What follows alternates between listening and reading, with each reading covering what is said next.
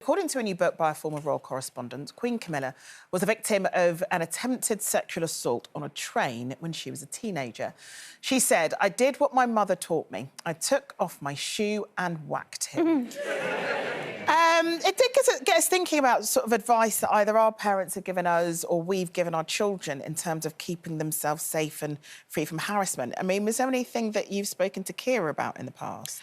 Well, I think what I love about that quote is that's exactly what my mother would have said to me. But nowadays you can't do that because then you're in trouble.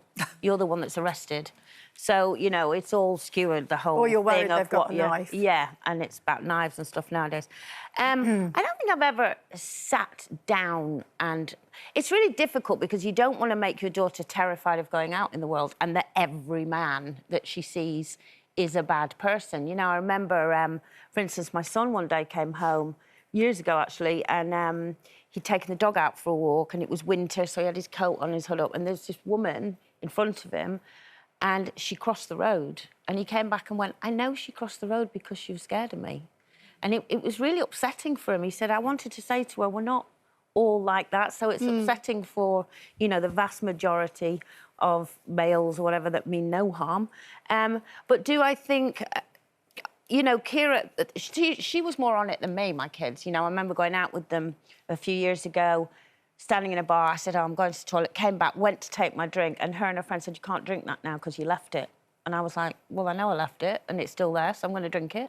And they were like, "No, because someone could have put something in it." And they're kind of really clued up on the whole safety thing anyway. Yeah, but, I don't think I sat down and went, "Don't do this and don't do that." Well, I think when I was at school, the Susie Lamplugh Trust, you know, they go up and down at schools and they teach about safety and she was how the to get estate agent. Yeah. And I remember them coming to the school and them doing a session with all of us because it was an all-girls school, and we learned a lot about you know, how to keep safe on the streets at night. You know, walk where there's lights, never walk down dark alleys. You know, never put your headphones in, that kind of thing.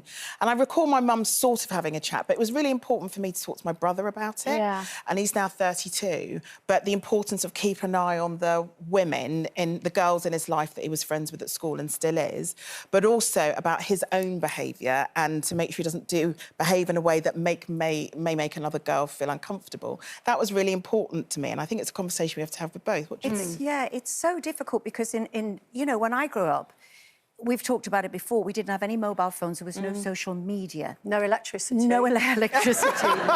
We had the first telly on the street, we did, mate. And, but I used to, I was lucky enough to get a horse when I was 12, me and my sister, you know, and I used to walk 3 miles on my own up country roads to feed this horse. And we didn't... The threat was probably the same, but we didn't know about it. No. You know, every time you pick up your phone, you see somebody being assaulted or, you know... It's gone missing or, It's just awful. And so my mum never really... I think I remember her saying it was about have your keys in your hand. You know, you've got some, I suppose, some kind of protection and you're there. But really, it was just such a different world. And then I had sons, so exactly feeling the same as you.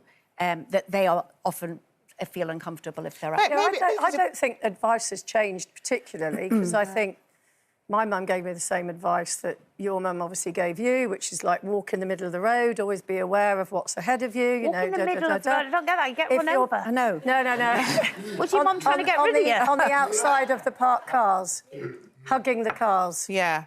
So you're sometimes, being in a big city, you're not walking past you could... dark doorways, that sort of thing. Oh, I see. So all of that, and then if you're in a train and you're in a compartment suddenly on your own, get out, get into one with other people, all of that. And it's how we've always thought. And I remember that very powerful moment last year, was it, on Graham Norton, Saoirse Ronan, if I said her name right? Saoirse Ronan. I can't remember the 2 actors, but they were joking about something, one of them being accosted or whatever, and had his mobile phone, and the other one was like, "Oh, well, you're not going to hit anyone."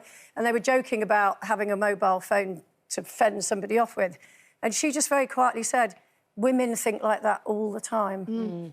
That's how we have to think all the time. Yeah. And yes, statistically, it's unlikely, But it still doesn't mean that it's not inside your head. And it's something, I grew up in London, a big city, so I'd be coming home like on my own at, 1 o'clock in the morning or what have you. You have to be aware of these things because you make one sort of wrong move and yes, something could happen. So, there were conversations, yes, we've had over years, but we also have to have with boys.